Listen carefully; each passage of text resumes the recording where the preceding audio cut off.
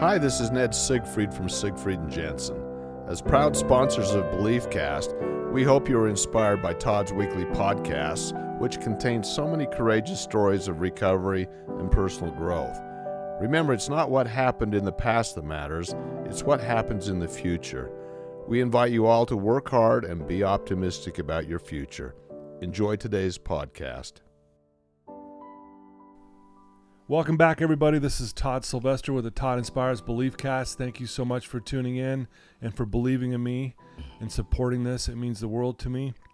I also like to thank our sponsors, Maureen Nutrition. They have a Calm drink, which is the official drink of the Beliefcast now, which is really cool.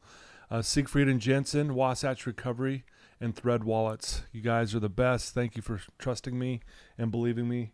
And then the music you heard at the beginning and the end of this podcast is by my good friend Paul Cardall. He's an award-winning pianist. He's got 25 million active listeners. The guy's amazing, and he's allowed me to use his music. So thank you so much, Paul. And today I'm sitting with three incredible human beings, people who I know have been through hell several times in their life and back, and three people I really look up to. We got Zeb Hasna, Trevor Butterfield, and Dustin Grigg. Three guys that came through Wasatch Recovery. It's been a while since they've been through this program. No one maybe at that time gave them a chance. Thought there's no way they're going to make it. No way they're going to pull out of this lifestyle that they were living. Three of the roughest dudes I ever met initially in treatment. But yet, three of the most incredible human beings that I know who have big hearts. They want to make a difference. Dustin especially has been on me to do this podcast, and I love he doesn't give up, man. He made this happen today, so thank you, Dustin. No problem. So yeah, we're just gonna have a conversation today. All four of us are in recovery. Doing well in that regards, but we all have challenges still in our lives. We all still have stuff we're doing. All of you are doing some good stuff in your life that I want to hear about. But let's talk about, maybe we'll start with you, Trevor. We first met, God, how long ago was that when you were here? Would have been 2014, so it's coming up on 10 years. Dude, crazy. And tell us a little bit about you. Let our listeners know what you're doing now. You're married, you got kids, all that fun stuff. Yep. So I'm married and I have two kids now. I have a 5-year-old daughter and a almost 2-year-old son. He'll be 2 in January. After going through treatment and getting sober, I wanted to get into some form of giving back, and I kind of bounced back and forth between working in the treatment industry, and then I ended up going to barber school and opening my own barber shop out in Idaho, which gave me a sense of purpose and giving back in a different way than I was used to. My wife and I decided to move back to Utah a little over a year ago.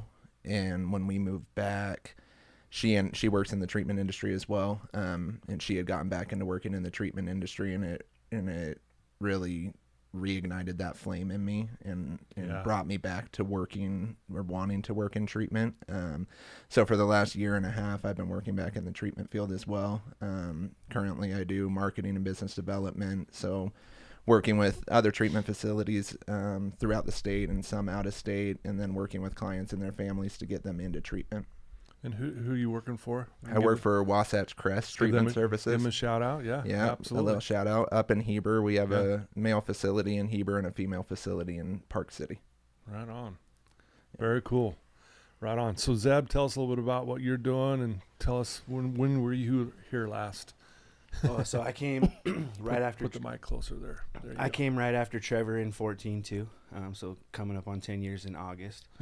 Awesome. I am not doing anything in like recovery wise for work. I work for the Garfs and I sell Hondas.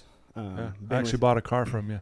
Yeah, got a rare one. Got a rare Accord. I need another car, so I got you. Yeah, here you go. I'll plug myself on this. Hit me up if you need a car. We got some recovery discounts going on. Awesome. But I've been with Haley 10 years as well too. So me and Haley met right before I came here, and we've trucked through that whole situation too. Yeah. Yeah, I think we actually tried to break you guys up in the beginning. Yep. Maybe. And not because we thought anything ill of her. It's just like, man, we wanted you to concentrate on you for a while, right? Yeah. Yeah. But yeah, shout out to Haley. I think the world over, and she's a great person. Yeah, she is. She's been through hell with me, and Yeah. she stuck around. So, Right. and we actually we had our first kid, Zia. She just turned 1 in November, and then we have another one on the way. So Oh yeah. we're excited about that. Congratulations. Congrats, man. Yeah. So Wow. yeah. That's awesome. Mm-hmm. Okay, Dustin, tell us a little bit about when were you here last, and then just a little bit about what you're doing. So I came before Trevor in, I don't know, 2013, 2014, and then I came back with Trevor and Zeb. Yeah. But after getting out of treatment, I was still very lost. Didn't Yeah. know what direction to go. So I just bounced around with jobs and met my wife, who is, my rock in this whole journey that we call life right now. Yeah. Right. And she kind of pushed me to get into a trade that I always wanted to get into, but I just never did, which was working for the union and doing sheet metal. Okay. So now I work for a company called Unitech Manufacturing, and it's a 5-year-long apprenticeship, which I'm on my 5th year right now. Nice. And by the time I get done, I'll journey out and everything will be good. Right on. But yeah, it's good. I have a 2-year-old daughter, and being a dad, I'm sure everyone here can attest that being a dad is the greatest thing in the world. Yeah. I always sure. knew that it would change my life. I just didn't know to what extent it would change, and it has just blown all my expectations out of the water, Yeah. for the better. Yeah, it's so true. When you have a kid, how your perspectives change. Oh, yeah. Almost like instantly. Yeah. You're like, oh, okay, the stuff I was worrying about over here doesn't seem to matter so much anymore, right? Not so important. And then you get hit with all the other fears that come with having a kid too. Like you just worried about him every 2 seconds. Yeah, You're like, especially yeah. right after they're born. Mhm. If Yeah. they have like a It's little like- cough, you don't Yeah. know It's what like to you're do. never dating anyone. I'm Yeah, telling oh. you. Yeah, I'm still saying that. Yeah, for sure. Yeah. Oh yeah, I had 3 girls, man, and I would be like, oh, I'd always think ahead like of the dating years. I'm like, I don't know how I'm gonna handle that. You know, 'cause Yep. we know how we are, Yeah, Yeah. 100%. right? Yep. And I'm like, holy cow! But again, it changes your perspective. It's like, wow, the way we look at women, the way we treat them, all that means so much more, and it's different the moment you have a daughter. Or, I don't know, just my perspective changed in a hurry too. Yeah, 100%. Yeah. I feel like people, if you're in active addiction or in recovery, I feel like when you find out you're having a kid or after you have a kid, it really pushes you either to the edge and you completely relapse and lose everything you work for, continue in your addiction, or it brings you right to the other side and you never look back. Whoa, that's a good way to put it. Let's talk about that for a second. Why? And I totally, we see it all the time, right? Yeah. Why does it, why does it push someone to that edge where they say they just go blow up their life even more? Because you think it would be the opposite, but that happens more often. There's a lot of when stress coming with knowing that you're going to have a kid, Yeah. and a lot of people just can't deal with that, so it's easier especially when you're in active addiction to, forget about that stress and numb it Yeah. instead of running Yeah, towards it. And they probably think like, hey, I can barely take care of myself right now. How am I going to take care of another human being? Yeah, right. I Right, can't yeah. even do me, let Mhm. alone someone else. Yeah. And you're already, if you're in active addiction, you already have low self-esteem and negative self-talk and all the Right. stuff that comes with it. So when you're in that moment, it's like, well, how am I going to show up for this kid? How am I going to afford this kid?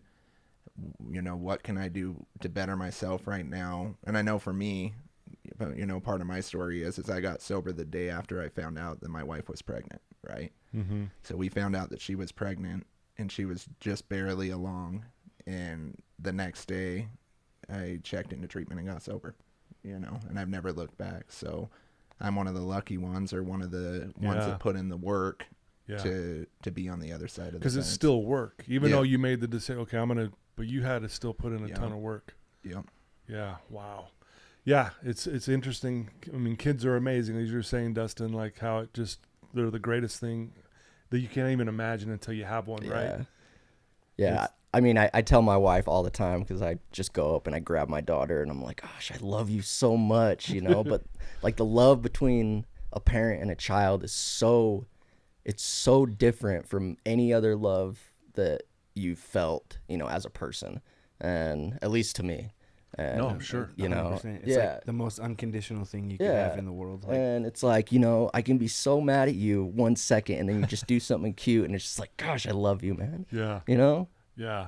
I totally agree. Yeah, and it helped me understand my parents better too. You know, especially going through all the addiction and everything else, like being on the other side of the fence now, I'm like, wow, sorry. You know, a lot of sorries because dude, you that's look a back, humbling thought, right? It brought me and my parents 1,000 times closer, and it really, I mean, the act of having a kid and being a grandparent, right, obviously does, but I completely flipped who I was as a person and understood it. Yeah, and here's the tough thought.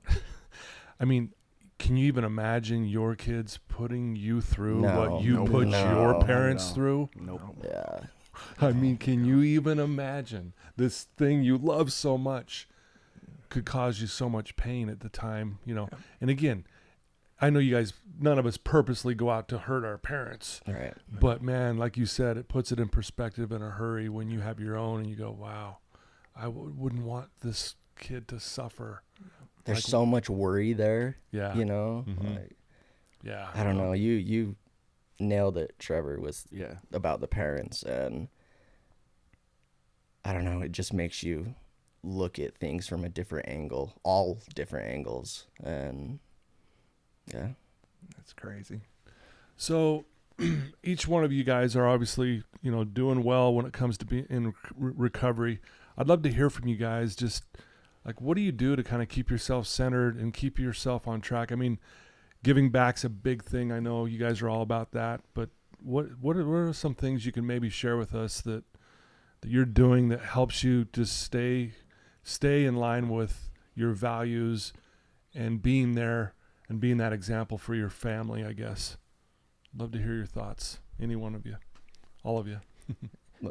For me, I guess it's connection, right? You talk about it a lot. It's connecting with people who have what or are doing what you want to do or doing more than you want to do and who you want to be like. For me, it's been family, you know, reconnecting with family and growing those relationships and spending time that I lost over my years of addiction with them, you know, making up for lost time. I think it's finding stuff that you're passionate about, whether it's hobbies or work or whatever else it is, but something you can kind of lose yourself in when you're in one of those moments and you're struggling, and something that just brings you joy. You know, I think a lot of times people get their entire world wrapped up in addiction recovery, you know? Yeah. And I think finding outlets to people who are not in recovery or people who haven't struggled with addiction, just to be able to build those connections and kind of become, quote unquote, a normal member of society. Yeah. Right? Yeah. Like, yeah. I agree with that. Connection's powerful, right? What do you guys think? Yeah, I'm with Trevor, like family. Like having a daughter over the last year, just diving full force into that, trying to, you know, I grew up without a dad. I mean, my dad was around, but he was in prison most of my life. And I think I've told myself over and over again, I'm going to be the father that I never had. And I kind of just dive full force into that. I'm not big in like doing a lot of stuff in recovery anymore like I was. I've kind of found mentors in work and, you know, kind of switched up people who haven't even been in recovery. But yeah, no, just like Trevor hit it on the head. It's just family, like making up for lost time, the whole parent thing. Like I'm closer with my mom than I've been in a long time. I see her probably every day because I live down the street, and I just bring my daughter over to see her all the time. And even my stepdad, like I've connected with my stepdad more than we ever have since we had Zia. Yeah. I ran into your mom at the Pinners conference, and just when we talked about you, she just teared up and just loves you so much, right? Right. Yeah. Yeah. That's awesome. These two guys said it, you know, family, connections, but I think also trying to surround myself with people who are going to lift me to a higher level of vibration or just that next level period. Yeah. You know, I think we've all kind of been in that circle of knowing that the people around us aren't obviously the best people to hang out with. And especially after getting out of recovery and excluding myself from, you know, that negative energy and just the negative people that were around all of us, you know, looking on my hand, it's pretty much only one person that, you know, I hang out with now, which is my wife, Right. you know, and it's just, you see people's true colors after getting out and you doing what's best for you and, you know, spending that time with the people that make you better day in and day out. You know, that's just how I want to keep moving forward. It's just spending time with the people I love the most. I love it. I heard it once said that you're never more fully alive than when you're connected. Love right? it. Yeah. And especially when it's, again, whether it's your wife or your mom or your dad or just family, your kids. I mean, you know, my family, we get together typically almost every Friday night, and we work out together, and then we get food together, and we watch a movie together. I mean, the grandkids are there, everyone. I'm just like, man, this is it. That's what it's all Yeah. about. This is what it's. Yeah, that's when I feel most fully alive in that moment, is when I'm just hanging with them, right? And then even this, you know, even though we don't talk a lot all the time, but man, I feel like you're my kids. Like, I hate to say that, I'm that much older than you guys. I want to say I'm just one among you, but I mean, I really feel that way. Like, you're like, I would do anything for you guys. And that connection to me means the world. And I like what you said too, Trevor, about, you know, it's good to even break away a little bit from the recovery culture, because I think sometimes people get almost addicted to that. 100%. And it's like they haven't moved on, if you will. Not that we don't want to. That's a bad thing. Right. But if you're relying on that the rest of your time, sometimes that could be a negative. But so I appreciate what you said. It's like, it's good to break out of that and have other connections. And that's all three of you are doing that, obviously, right? Which is really cool. Well, you taught us the way with rational recovery. It's just on yourself, right? Like, you see, like we saw for years when we talk about it all the time, we had friends that were in AA like full force, and they would relapse like 5 or 6 times because they were just around that environment where it's like you could just go back and start over the next day and no one kind of held you accountable there. Like, and then when you hold yourself accountable, that's the most that you could ever give yourself. Yeah. At the end of the day, it comes down to the individual. But when we do that, obviously having the community helps as well. But yeah, I totally agree. I really do. I wasn't trying to shit on AA. I know. Just like a perspective, but yeah. Sorry, AA. Don't worry. So I want to share a quote with you guys, and want to hear your thoughts. Okay, we're just gonna go for it here. I was listening to Chris Williamson's podcast, and this guy's amazing. And he shared this quote, and I think the quote's by, and I hope I'm gonna butcher this name. It's Dippin Parmar. But the quote goes like this: "The magic you're looking for is in the work you're avoiding." It's doing things you don't want to do. So you'd love to hear your thoughts on that. Like, isn't that powerful though? The magic you're looking for is in the work you're avoiding. What do you guys think of that? I mean, I think it was you that always told me, you know, you can do tough things, you can do hard things. And you always said a quote, and I'm going to butcher it too, but it was something about you get up to the fence and on the other side is greatness. What that quote, you remember that quote that you used to say? Yeah. And I think it's all tied in. It's like all the stuff that you're avoiding, whether it's work or relationships or mending things, you're living in a stagnant area. You know, if you're working through those things, you know, it creates the magic, right? Yeah. Like, Absolutely. Usually the hardest things are always the ones that are worth doing. Like, Yep. And we've been through it all. We've done one of the hardest things you could ever do. Like, getting clean. Mm-hmm. Like, Yeah. I try to apply that, like, when I'm struggling. It's like, come on, dude. Like, this is easy compared to what you've been through, and you still can't get over the hump. Like, you've done way harder things than this. Like, Yeah. I love that you said that, because I think we almost like you guys overcoming addiction and the things you've been through. Like, you see on social media people running 100 miles and, doing 10,000 push-ups and crazy stuff. David Goggins. Yeah. Yeah. But Shout yeah, out okay, David let's Goggins. look at Goggins. Yeah. But yeah, I love Goggins. But at the same time, what you guys have done is no less a triumph than what he's doing. Yeah, it's just different. But it's different. But I think sometimes we don't equate those together. What you guys have done is unbelievable. I think we don't give ourselves enough credit. Yeah. I know personally I don't give myself enough credit. My wife always tells me you got to start giving yourself more credit, because I personally just don't think I've done enough. And I look at myself every day in the mirror, and I just always feel like there's more to be done, and I don't know where that's coming from. I don't know if it's still me just trying to like do something like this, give back, or go speak, or just, I don't know, do something. But Yeah. I just think personally, with everything that we have all gone through, it's time to, take some credit for ourselves and be Yeah. proud of where we have gotten to, Yeah. because, 9 times out of 10, we're not going to make it. Yeah. So true. I feel. Oh, sorry. No, go ahead. No, go ahead. I just feel like when you're in your first couple years of recovery or whatever, it's really easy to remember all the stuff that you've been through, because mostly you're still mending the fences, right? Yeah. But when you're this far down the road, it almost seems like another lifetime for me. I don't it's know hard about you it's guys, hard to get but, lost in that. Yeah. like, Yeah. I don't know. I think it was because my wife Amanda's in recovery too.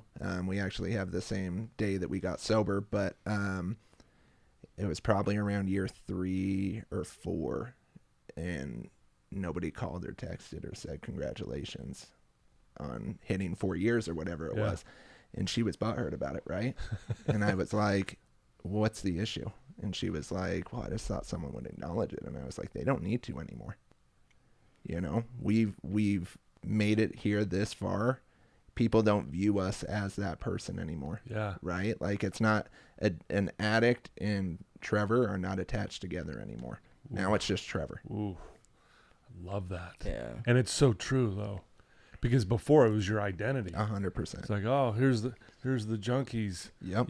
Here's what. Oh, you made it 30 days without putting poison in your body. Congratulations. Yeah, Good for you. I always hated the analogy, once an addict, always an addict. Yeah. Thank Same. you. It's like no, that's not true. Nope. Because you can be doing so much good in this life, and you are, Trevor said it right. You are no longer attached to Yeah. this, being that everyone sees you as. Yeah, I had a client sitting right here this past week, and I looked at her. I go, hey, are you an addict? She goes, oh yeah. I go, oh, did you use today? No. Did you use yesterday? No. The day before? No. The day before? No. The day before? No. I go, it sounds like you used to be. Exactly. Yep. And dude, her mind was like, couldn't wrap it. She's like, what are you telling me here? I go, well, you used to be. Look, we're here to talk facts. Everyone right here, us right here, we used to be. We're no longer. Yeah. Yep. And you're right. When you get to a certain point, you just no longer have to. That is not. It's what I used to do, Yeah. maybe. Mm-hmm.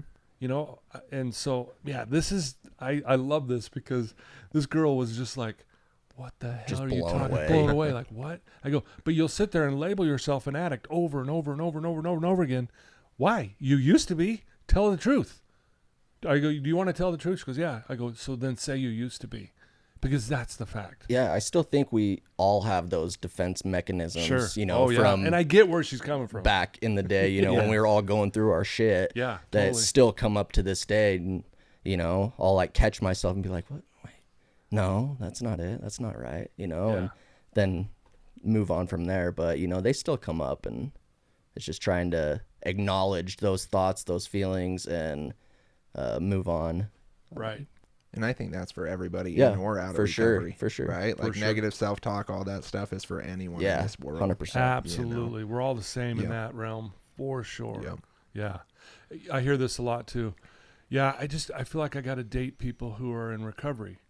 And I don't necessarily always believe that. Not that that's a bad thing. Obviously, I mean, you and your wife are killing it. Yeah, but I don't recommend what we did. Well, You know? Like, yeah, I know. That's why I was like, okay, how's this going to go? Yeah, they'll be like, do you want to come tell your guys a story? And I'm like, nah, you don't want me to come tell that in inpatient. I promise you that, because it's a bad idea. But what I hear is, I go, well, why do you feel like you need to date someone in recovery? Like, well, they'll understand me. And I said, no. I go, you can date someone outside recovery, but everyone understands what it feels like to be alone, to feel lonely, to feel less than, to not good enough, right? That's really what that all is. You just numbed it out with drugs or alcohol. Right. This person has their own numbing mechanism. It may not have been drugs or alcohol. It might have been Netflix or sleeping in or not sleeping at all. I mean, all kinds of stuff, right? Yeah. We're all the same. I get you. I get you. Oh, you're an addict? Okay, but I still get you because I know what it feels like to feel lonely and less than, and I'll never make it.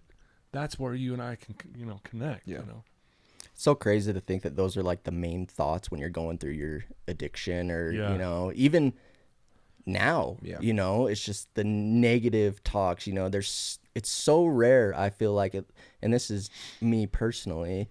It's so rare when, I truly, truly believe, the positive things. Like I feel like this world and so many people around you are just filled with so much negativity that it just drains everything. And, it seeps into your soul and everything, and it starts to drain you. And you got to be one strong mother to get through it. Well, you really have grown. You didn't say the F word. That's amazing. I'm trying to hold back on swearing, Like I love it. I try to keep my name dropping and whatnot away from my daughter and stuff, but it still comes out all the time. I know. I'm just giving you a hard time. I know. I love it. Because I do love to swear. Yeah. Well, sometimes you have to. Oh, yeah. Especially in treatment. I mean, dude, some of the groups we had with you guys, holy man. I wish we had like video of it, right? Yeah. You guys. That'd be reality TV. True reality TV. I mean, Trevor and I talk about this a lot, man. I mean, so I've been here at Wasatch, coming up on 10 years-ish. Maybe it's 9. I don't know, 9, 10 years, something like that. Anyway, remember when that kid we were referring to later came at you in group, threw a pin at you, and jumped up? We had to hold this guy back in group. Oh yeah, I remember that. Yeah. Oh yeah, were you in there? I think so. Zeb was there. Yeah, we were all in there. I might have came after. I don't remember. Trevor just was poking the bear with this kid, and this kid stands up, for those listening, and throws a pin. And I'm telling you, he's like 2 feet away from Trevor. And it goes right past his head. I'm telling you, if it would have poked you, it would have took your eye out. It would have, it would have stuck in your head. He threw it that hard. Yeah.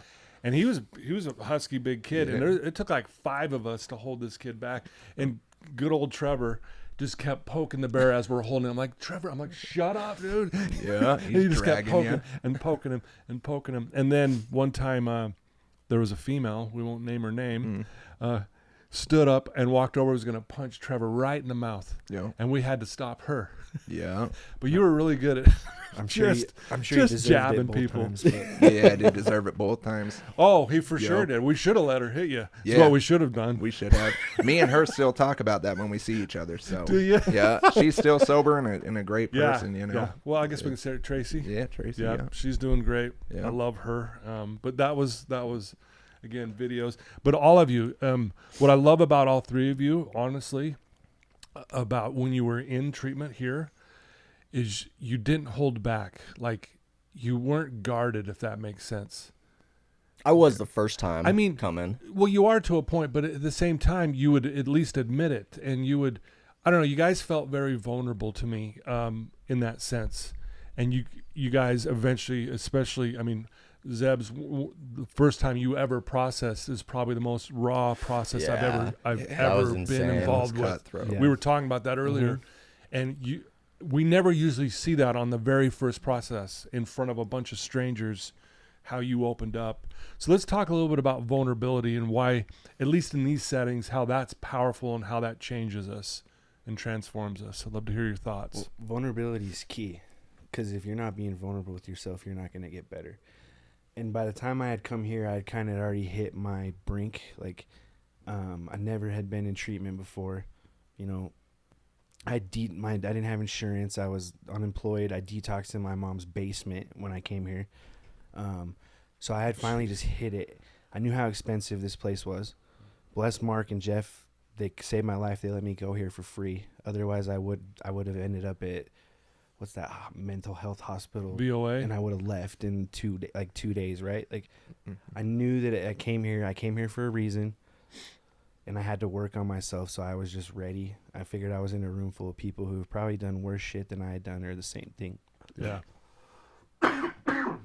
So I just was ready to open up, and I knew that I had to just be honest with myself or I was never going to get better. Yeah.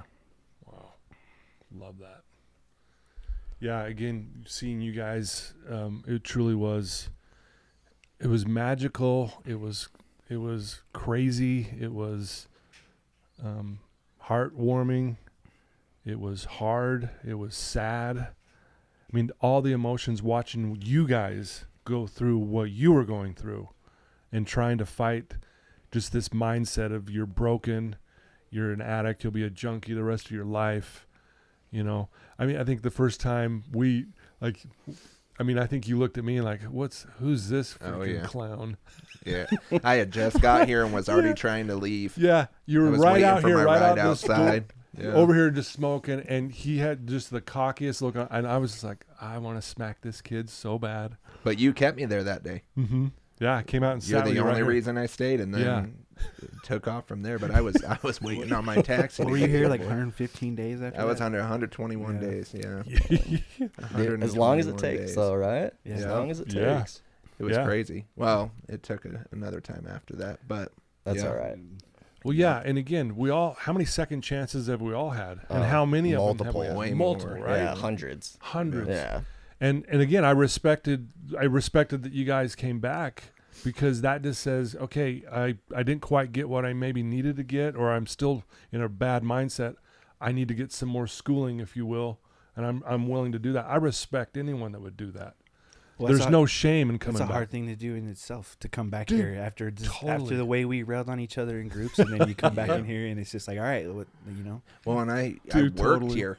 I worked here That's for right, yeah. a good amount of time, and then came back as a client. And that was like the ultimate. Yeah. I remember calling Todd, telling him that I was going to come back, and talking to Mark and Jeff, and God bless them, because like Zeb, they also let me come back here for free. I had no insurance, I had nothing, and Zeb and I are both products of scholarships. You know what I mean? But Amazing.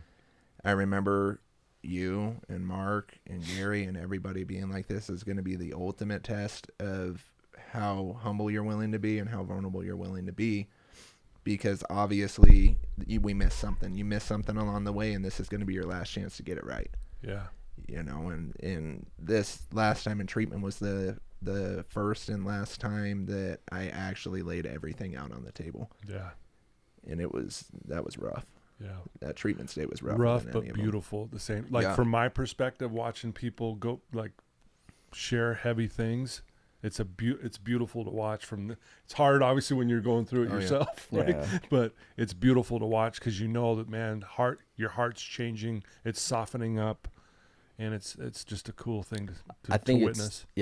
what you said, Todd, but I think it's so awesome, especially like doing this right now, seeing people that you've seen struggle and have their problems in life, and see how good they are doing. Yeah. It's such a beautiful thing to witness with your own eyes, just how vulnerable we've all been, and still to this day, because we wouldn't all be here right now if we weren't continuing to be vulnerable and continuing to go down, the path that we're choosing to go down. Absolutely. Well, speaking of vulnerability, I'm going to ask you guys to get a little vulnerable here.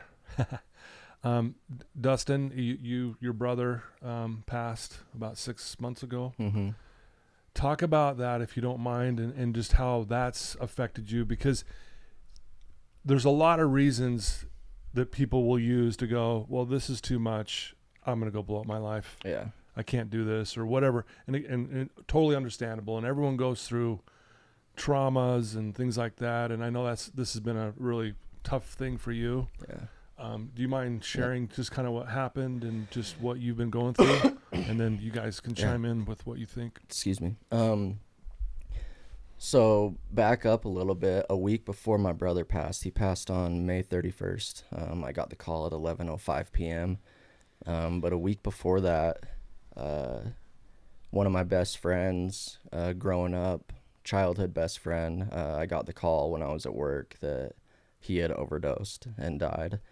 And, you know, throughout mine and my wife's relationship, you know, there was always people, you know, around your circle that you grew up with that, you know, don't make it.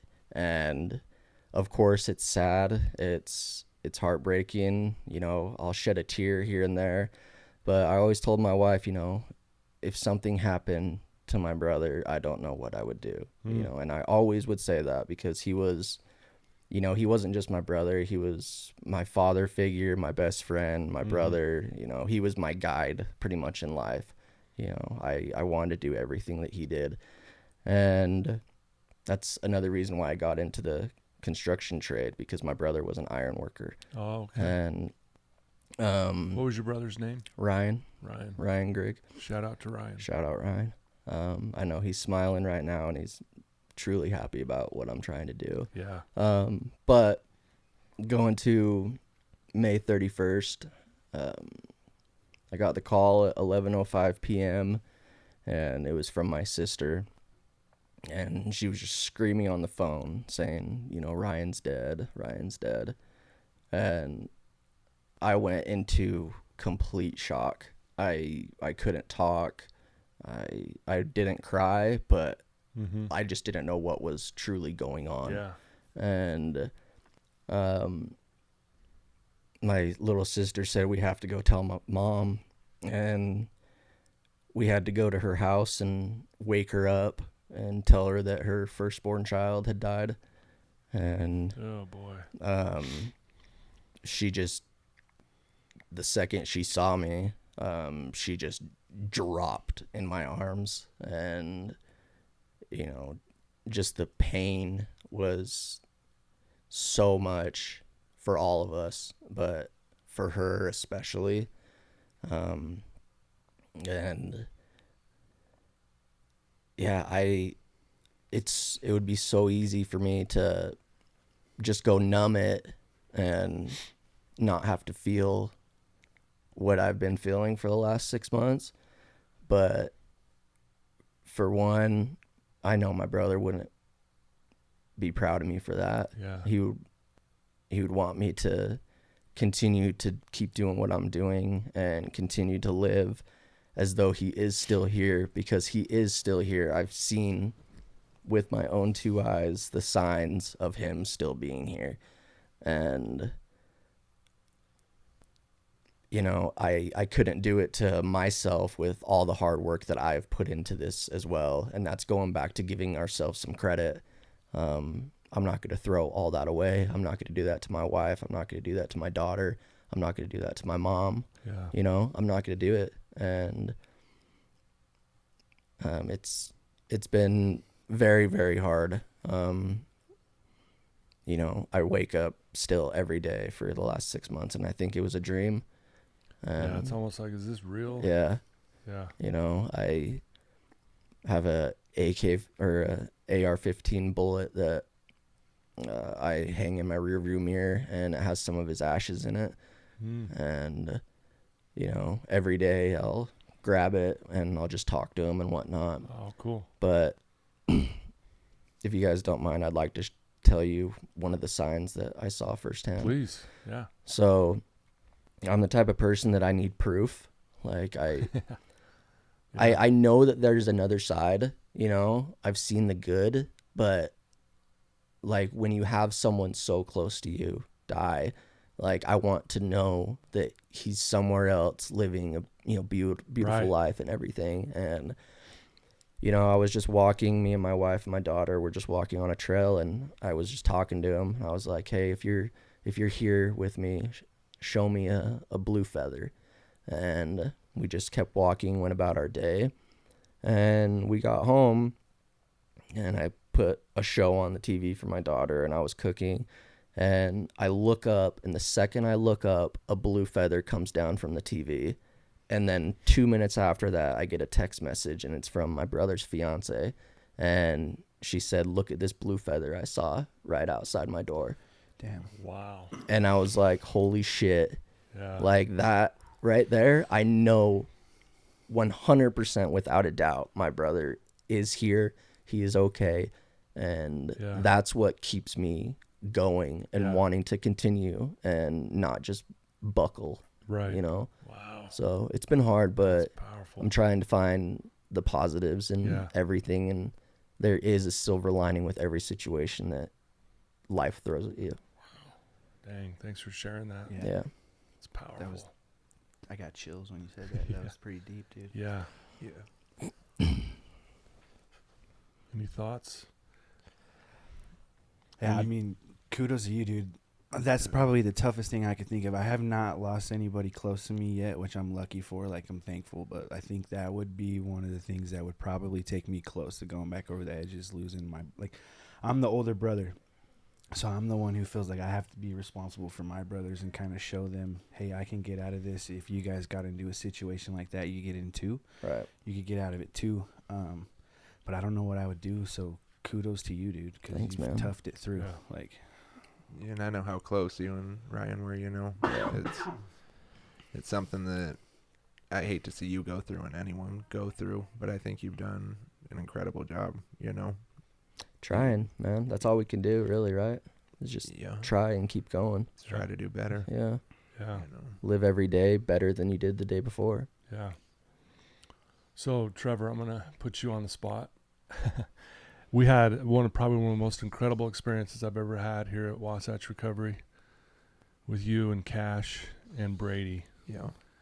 And I think it's worth, we don't have to go into every detail of it, but do you mind sharing your perspective of that experience and kind of what was going on, and just kind of paint the picture for us a little bit? Is that all right? Yeah. I don't remember the details fully, to be honest with you. Mm-hmm. I know you do. But I remember the scenario and the situation and what happened. Well, I can say this. Brady was being picked on by you and Cash. Yeah, yeah. And Brady was in a rough spot. And Brady would invite it as well. So it's not, but you and you and Cash had such a presence at the time in recovery, meaning like the house kind of looked up to you guys. They followed your lead. If you guys were screwing around, then the whole house was screwing around. If you guys were doing good, the house would do good. And I saw this dynamic going on, and you guys just clashing with Brady all the time, poking at him, all this stuff. And I finally was like, what do I do to change this up? Yeah. So that kind of set the stage. Yeah, absolutely. Okay. So I remember it was early too. It was early in the morning. Mm-hmm. And you called me, Cash, and Brady into your office, and you had a video for us to watch. And we sat there together, and none of us wanted to be there. Yeah. You know, and I'm pretty sure Brady tried to get up and leave a couple of times. Yeah. And you were like, just sit your ass down and let's get through this, right? Let's just sit here. And I still remember the video to this day, but I remember sitting there watching it, and you said, I want you guys to basically shut up and not say a word. Just watch this. You guys don't have to talk to each other right yet. Just watch this. And we sat there and watched the video, and I think I'm remembering right that when by the end of the video we were all in tears. We were all in tears. The whole room was crying. Yeah, the whole room was crying, and it was like that battle that we had been fighting for weeks and weeks and weeks just collapsed right there. And I remember we all stood up, hugged each other, and apologized. And it was from that point on, we weren't best friends, right? But there were never issues. Yeah. It was like all the issues that had happened prior were completely wiped away. Yeah, it was like this, if you will, for lack of a better word, but what it was is there was hatred amongst you three, if you will, and then left that room, and that room was filled with love. I don't even know how to explain it to people like who are listening. It's like it was a God moment. It was because this video was about this girl that was being picked on at school, and what she went through, and what was going through her mind and the sadness this poor girl was going through, which really represented Brady in this. And then the other kids that were bullying her represented you and Cash. Yeah. But it put it in such a perspective of, oh, man, this is what's going on. And to see you three stand up, everyone's crying, and you guys hug it out and say, we're sorry. Yeah. And to see what it did for Brady and for you two and for me to witness it. Yeah. But it was it was a truly God moment. I mean, I felt inspired to go, I got to get these three in here to show them this. And I did. I said, you guys shut up and just listen to it, watch this, you know, and then we'll see what happens out. I didn't have to say anything even after. They stood up and hugged and said, we're so sorry. It was like That's silent. amazing. It was silent for a good 30 seconds. Dude. And shout out to my boy Cash, but he's good at breaking that silence, you know, but we, I remember that. I think that forever changed my life and changed, I'm sure, Cash and Brady's life too, you know. It changed my life. Yeah. To witness that, and I share that story all the time, dude. Yeah. Seriously. And there's been times where I've showed that same video to the entire group because the whole group wasn't getting along. And it's just crazy. Tears. Yeah. And I think deep down, every one of us, especially when we're going through our addictions and stuff, we have so much built up hatred, whether it's towards ourselves or other people, and we feel justified in it. And when that wall can come down, that's when our hearts just start to kind of open up and they heal and that kind of thing. Yeah, I just still think it's such a hard thing to do even now, to let that guard down. Right. You know? It's something that I know we're all going to be working on, you know, till the day we die. Yeah. You know, we're always going to feel like, is this enough? Or, you know, trying to reach that next pinnacle. And, you know, eventually we'll get there. Yeah, I mean, I think we've all found at least one person that we're willing to lower that guard down and open up to, right? And that's our wives, you know? And we have that one person we can rely on. That's one more than we had than the day we walked into this treatment center. 100%, brother. That's true. 100%. Yeah, the crowd. Shout out to all the wives. Yeah, there you go. Yeah, shout out to the wives, right? For sticking through all the bullshit, for sure. And, you know, we've already kind of talked about it, Zeb, when you opened up that very first group. Again, very rare. I've been doing this for 30 years. Powerful, man. I rarely see someone on day one get in front of a bunch of strangers and pour out their soul with all the stuff that you shared. And we don't need to have you share all those so details. Wild. Because Zeb just unloaded his entire life story. And everybody like, else is beating around the bush, and Zeb's like, everyone's going, here's all of it. I was like going, what is going on here? And you were emotional. You were crying. You know. That was raw.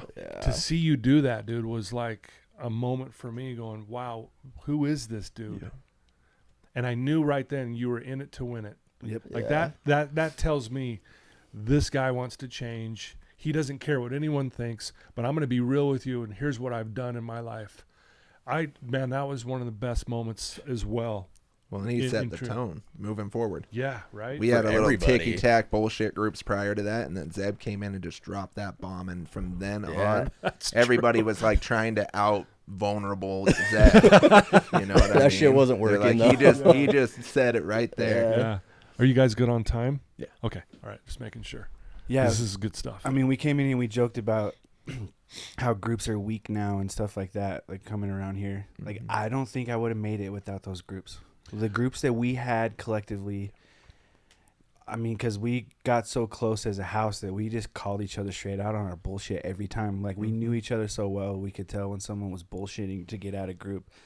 And I just don't think I would have made it without that, with those groups. Like, yeah, and what I saw you three, what I saw about you guys is, maybe you mentioned, Dustin, you were a little guarded at first. That's pretty typical and understandable. Yeah, that's why this was so shocking when Zeb did that. Exactly. But I'd be guarded too. Yeah. But you guys ended up being leaders, and that's all three of you. And I think that's why you're here today. Like, you turned into leaders because you finally started doing the right things in treatment. Like, you started following the rules. You started holding people accountable. You would call people out when they weren't doing what they should. I just want you to know, from my perspective, that's why I think you're sitting here today, because you decided in treatment that I'm going to be a leader and I'm going to start doing the right thing for the right reasons. Well, I think also, exactly that. You know, I think before, at least for me, before drugs and alcohol got involved, I think we all were leaders, you Yeah. know, and then drugs and alcohol got involved and we decided to be a follower because it felt comfortable for us. yeah. And that was the new norm. And then once we got clean, you know, it feels so good to be back over that wall and being that leader again, for our wives, our family and everything like that. It just going from here to there, you know, it's like, I don't even want to go back to that, you know? Yeah. But both of you were leaders in the addiction world too, you know, and I think include myself, right? Like I remember my mom saying at one point during my addiction, she's like, I always knew you were a leader. I always knew that you had the power to sway people and, you know, get people to follow. Sure. Right. She's like, but it's either good or bad. And she's like, when you're in your addiction, you're leading everybody straight to hell. Right? Yep. And that's Dude, it. dude, you, Trevor, that's so perfect on you. You have such a power about you, and you are good at that. And sometimes it was for the wrong reasons and leading people the wrong way. Yeah. I noticed that about you when I first met you. I'm like, man, this guy can really influence people for the bad. A cult leader type stuff. Yeah. No, I'm not kidding you. Yeah. Like, we laugh about it a little bit, but truly, but to see you flip that and go, no, I'm going to use that, if you will, superpower for good and to lead people maybe in a different direction, which you're obviously doing, which is really cool. Yeah. I always say, like when people first get here, they feel weak. They feel, you know, just like they're playing drained. small and drained. Yeah. But I look at them and said, no, you're strong as hell. Look, being a drug addict is hard. Being clean is hard. Choose your hard. Yeah. It's hard to be a you drug always addict. used to say that. Yeah. Right. You know? But think about it. It's hard to go find drugs. It's hard to go find money. It's hard to lie to your family. It's hard to hide shit. It's hard to you guys, you're tough as hell. We made that look so simple, though. But you were doing it in the wrong direction. Yeah. All you had to do is shift that power over in this direction into the positive, and that's why. Because again, I always laugh and I'm like, oh, I'm just weak. No, you're not. You're strong as hell. And they just look at me like, what? No, look what you're doing. That's hard. But this is hard too. So which hard do you want? Like, you get a pick. And right now, yeah, it seems easy because you've been doing this for a long time. But anyway, It's simple. simple And powerful. Yeah. Right? Absolutely. Gosh, I love doing this. This is amazing. It's good stuff. Like, Yeah, the vibe in this room right now and the connection we're feeling. I again, appreciate each and every one of you right now. Yeah, Like, always have, but yeah. you know, it's amazing to get to Well, do it's this. funny. It's been so long since we've been together, but yet it feels like we never left. Yeah. Here we are for sitting sure. here. We're having our own little process group. Look how grown up we all are. That's the crazy It's been thing. 10 years, bro. I know. Yeah, That's we all are crazy. grown up too. Wow. Yeah. Yeah, that's mind It just makes blowing. me so proud that I went through all this with you guys, and to come back 10 years later, 10 years, and here we are sitting down talking about life like Right. we never left. Yeah, there's a popular saying right now, and I say it a lot, and I think it originated honestly from James Allen back in the early 1900s, and then Jim Carrey made it a lot more popular because he's so famous. Is life happens for you, and you think about it, like you just said, you're so grateful for going through all this, Dustin, and I am too. Like this is what blows my mind when I really kind of contemplate. I took my first drink at 11 years old. I was 11. I should be playing with like G.I. Joe. Yeah. So 11 years now, that opened up the door to my hell, if you will. Didn't know it at the time. And that led to just my addiction, losing a scholarship, all this stuff, you know, back and forth. Should be dead too. But I'm grateful for it.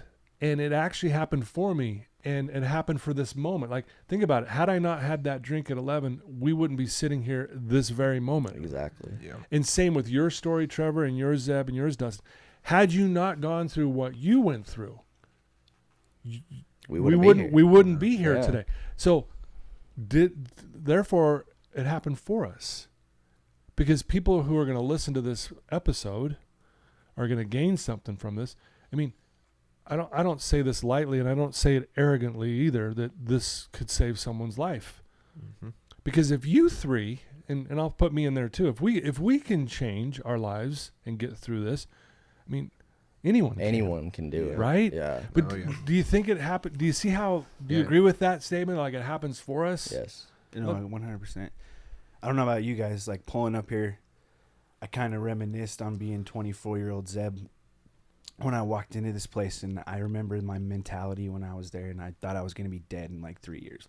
Yeah. If you would have asked me where I was headed, death. And now I just sit and reflect. Yeah. And I remember I was the type like, yeah, I would get vulnerable and tell the truth, but when I'd hear other people talking, I would always just be like, man, shut the fuck up. Like when like people would come talk to us who were like 10 years down the road, like, and I just remember like wouldn't even take it as a grain of salt, and I'm like, whatever, dude. Like, you don't know. And now me. I'm here. Yeah. I'm that guy 10 years later, and I literally owe everything to coming here and the work I did, because I wouldn't have Haley, I wouldn't have Zia, I probably wouldn't have my mom and my brothers, because who knows where I would have ended up if I didn't come in here and put the work in. Yeah. And or you might be 6 feet under. You wouldn't even have the exactly. And it's just like the self-reflect I have every time I come here. It's powerful. Like dang. This place changes people. It does, and it's God's timing that we were all in here together, and the whole group that we're with, right? I think something, and Wasatch may not do this anymore, but when we came through, I think one of the coolest things is, going to numerous treatment centers. I've seen different approaches to therapy, all that stuff. Wasatch, like, we ran the group. Mm-hmm. We didn't go in a group and have somebody standing at a whiteboard. This is how your brain works. This is why it's a disease, and all that other stuff that would come across it, right? But they would go in and just say, who has shit today? Who needs to process something? And then it would turn into me saying something, Zeb pitching in, Dustin pitching in, and then it turned into an entire group effort healing each other together. Yeah. And instead of a therapist sitting there trying to heal 20 people, it was 20 people trying to heal each other and help each other. It was beautiful to see and be a part of, for sure. We had a young house too. Yeah. That had to have been, like, age-wise, the youngest house in Wasatch history. It was, I don't think we had anyone over 28 maybe. 28 maybe, yeah. It was a young crowd. But again, that's what I'm saying. You guys led the charge in that, which was awesome. Like anyone, I mean, it's hard. We can't speak to anyone right now who's in treatment, man. Right. But if you start becoming a leader in treatment, you'll typically take that on when you leave. Yeah, and that's what you guys did, right? Yeah. How you do anything is how you do everything. If you half-ass treatment, you're going to half-ass your life. Yeah. If you break rules in treatment, you're just going to keep breaking rules when you leave. You know what? You know what's interesting from doing this for so many years now, and it's not 100%, but it's pretty close. I've noticed that people who break the rules in treatment, and some of the rules seem silly, right? Go out and relapse. The ones that follow the rules in treatment, like even the ones that are like, no, that's a dumb rule, but I'm following it because that's what they tell me to do. They don't relapse. Now, I know it's not 100%, but I think it's close. What do you guys think about that? Yeah. I mean, I think that's the way it's designed, Yeah, like totally. You need to follow rules out there in the real life, so why not follow them here? And when you follow them in a place where you're trying to get your life back together, I just think it's just the way that it's set up to make you succeed. Yeah. Yeah, absolutely. I mean, I think some of the rules, right? Like the rules that we don't understand, that we don't like, they're put there for that reason, right? For sure. They're just to test you, to build you. Weekends here are intentionally boring because life's boring, and they try and teach you to work through that and navigate it and find ways to entertain yourself. But I will say that you and I have a mutual client who had to come back through here, and he called me from here one day a few months back and was like, I said, how are you doing? He said, I'm doing the best I've ever done. And I was like, that's awesome. He said, I'm not even vaping in my room. And I said, really? He said, yeah. He said, Todd told me even the little rules to follow it, and I'll continue forward and I'll be able to stay sober. So I'm not even vaping in my room. And I was like, just that little thing was so powerful because, He's still struggled a little bit since then, Sure. obviously, but he's done better than he ever did before, and that he was following the simple rules. Yeah. You know, Yeah. it was pretty crazy. It's integrity is what it comes down to. Yeah. Comes down to, are you going to do the right thing when no one's looking? Mm-hmm. So that's been our problems when we were in our active addiction. We were always really sneaky and shady behind the scenes, right? We weren't doing the right thing when no one was looking. No one's looking. Oh, well, I'm going to go do all this bad stuff. No one's going to know. But the moment we're by ourselves, we go, I'm not doing that. And there's no one there to cheer us on. Yeah. Kind of like when, Amanda didn't get the Yeah. 4-year, hey, good job. Yeah. Like, where is it? Like, when you don't need that anymore, Yeah. man, you're like, okay, You my made life it. truly has changed, Yeah. that kind of thing. So, I think I want to ask another, maybe a last question to each one of you, okay? And obviously this is a heavy one. We'll start with you, Dustin, okay? Mm-hmm. Here's the question. If there's someone listening to us right now, they've been listening to this whole episode, and here we are getting close to the end, and they're struggling. They're in a dark place. They feel like they can't make it. Mm-hmm. What would you tell that one person right now? So the first thing that just came to my head, and I'm going to butcher this quote, but It's all right. it's, I believe, the fox, the boy, the horse, and the mole. And the horse goes through a forest, and the little boy is coming through the forest, and the little boy saying, I can't make it through, and the horse turns back and says, well, can you see your next step? And the boy says, yeah. And the horse says, well, just take that. So just one step at a time. Don't look for the home run ball or anything. Don't look months, years down the way. Just take that first initial step and just keep doing that day after day. Just start with one day, though. Here, the now, the present. Wow. Love it. Beautifully said. Thank you. Thanks, man. Zeb, what would you say? He's always been that way. I gotta follow it. Yeah. Good luck following that one. I mean, just going back to what I said, like just when I used to sit and laugh at those dudes that came and talked to me and would tell me how life would be great down the road, it really does get better. Like, and I'm living it right now, and I believe it wholeheartedly now. Like, it gets better if you want to just get vulnerable with yourself and work through your shit. It will get better, and you will know how to guide yourself from then on. Like, Todd, we've talked like before, like everyone, like all of three of us, they told us we had like a 1% chance of not coming back, and I held that so hard like the first 4 years. I remember thinking in my head, and you were talking about how you never see Julie. I think I said fuck Julie like 7 times a year when I just because, and I know she did it to motivate me now. Like the grown up in me For sure. doesn't take it as an insult anymore, but that motivated me to stay sober more than anything, I think. And it's weird, like that. Yeah. That's what clicked. But Yeah. I know it's kind of off, but it gets better. Like that's all I can say. Yeah. Great. Thanks, Zeb.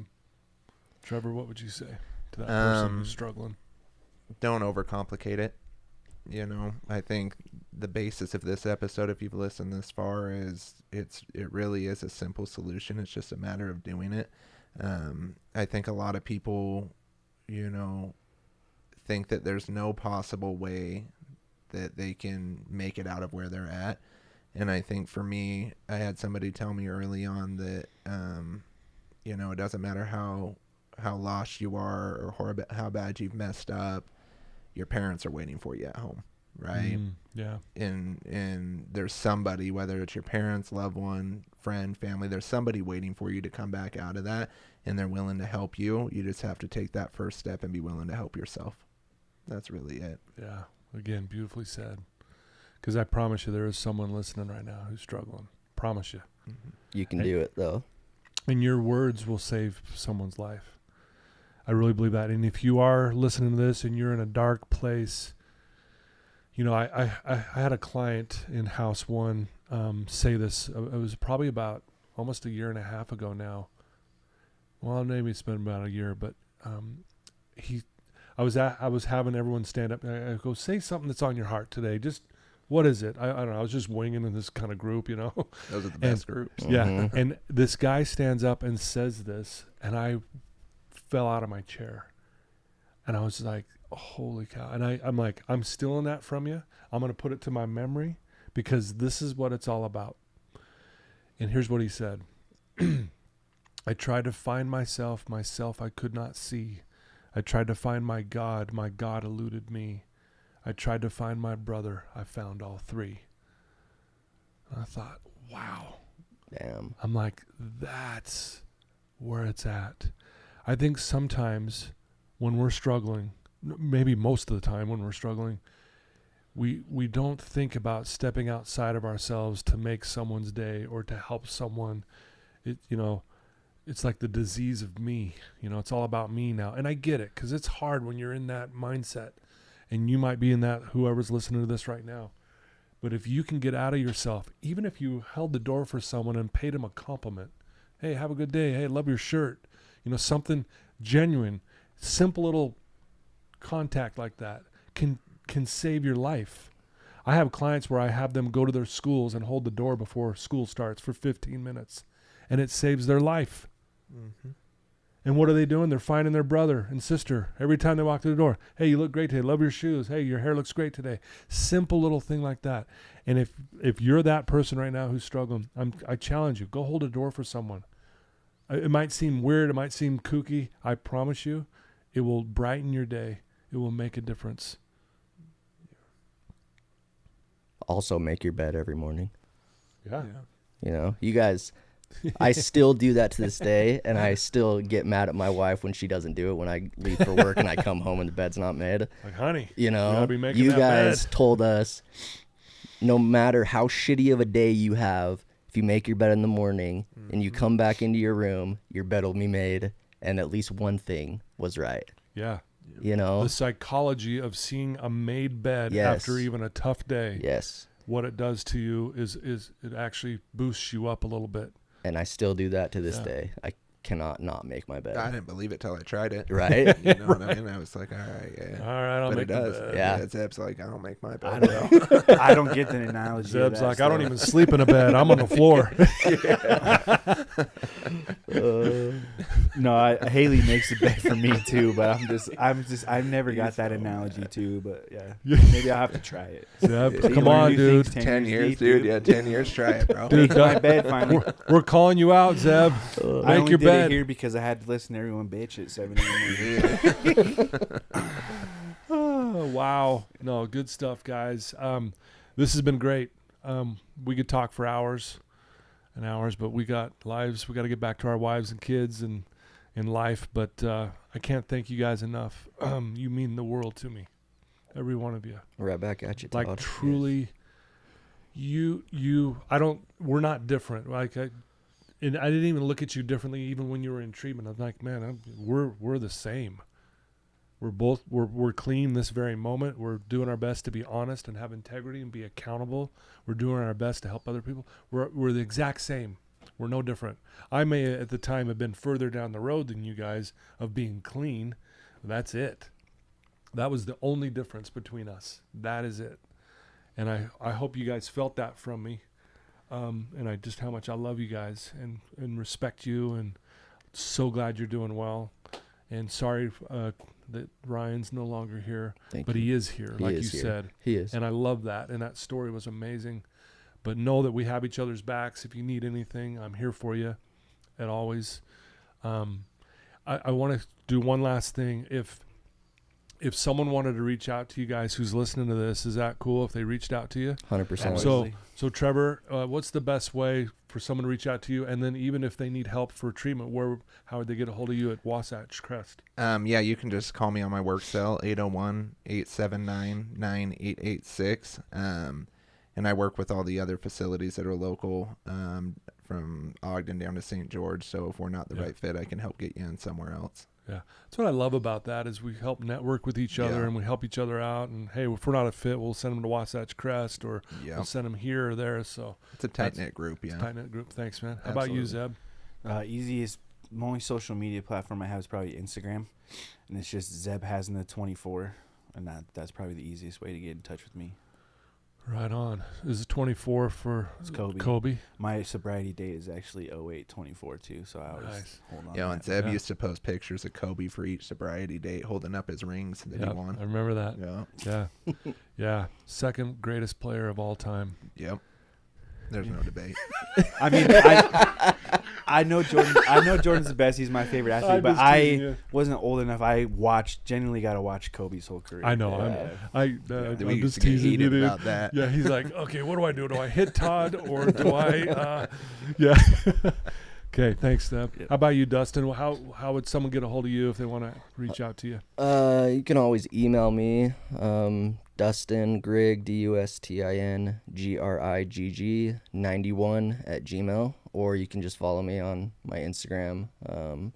Just my name, my title is The Griggles, so Nice. The Griggles. yeah. So Nice. reach out. Yeah. We're always here to Yeah. help, to listen, to guide, whatever Yeah. you guys need. You guys are living proof that we can overcome anything, honestly. Like, it's amazing. I often believe people are astonishing. You guys are astonishing. Like, I know that's a big word, but I really believe that. I look at people sometimes and go, man, people are just astonishing. You guys should not be here. You shouldn't be here, but you are. You know what I mean? You should not be here. I'm going to speak on behalf of all of us, but I hope you know that we're all a product of you. Yep. Right. 100%. The people that I look at that have come through Wasatch that have, long-term recovery or whatever you want to call it, are products of Todd Sylvester. And everything that I do in my life is trying to mimic the things that you taught us and utilize the things you taught us. So we're miracles and we're alive right now, but a lot of that is because of you. And I know you're going to say you did the work and all the other stuff, but we wouldn't have been able to do the work without you. 100%. So Yeah, you guiding us. Thank you. And Thank you. forging that path. Yeah. yeah. You know. Thank you. I appreciate that. We're all standing on shoulders of giants. That's why we're here. I'm standing on shoulders of giants of people who helped me get to where I'm at. And you're a part of that too as well. I mean, I learned just from you guys as well, but I appreciate the kind words, Trevor, but I also learned a ton from you guys, and I still do, and I love your passion, Dustin. This guy, I love it, man. This guy I love it. And I just, Zeb, I've always looked up to you. Obviously, I trust you. I mean, I bought a car from you because I love you, and and Trevor, dude, I have clients come through here that they're like, oh yeah, this guy's my mentor, and they're talking. I'm like, well, who's your mentor? It's Trevor. I'm like, oh wow, so you're doing a lot of good out there, man. It's really cool to see. Thank you. Yeah, I hope you know that, and shout out to your wives Yeah. for That's putting up right. with you hooligans. Yeah. God bless them. But they're lucky also to have you. So, anyway, thanks for being here, guys. Thank Thank you you. Thanks for having so us. much. Yeah, thank this you. was awesome. Yeah. So there you go, folks. Thanks for tuning in, man. This was beautiful. Hope you felt the love and the spirit of this whole conversation. If you have a son or a daughter or a loved one who's struggling, please share this episode with them. A lot of times we struggle on how do we approach someone who's struggling. Send them the link to this episode, and it'll break the ice, and you can follow back up with them and ask them what did they think, and it'll open up a conversation. So please share it with them. Thank you for all your support. Again, shout out to my sponsors. I love you guys. Thank you for believing in me, and for all of you tuning in week after week. Please subscribe, like, and share with other people. It means a lot, because the more we can get people hearing these, the more lives that we can touch. Love you guys. Until next time, all right? Take care.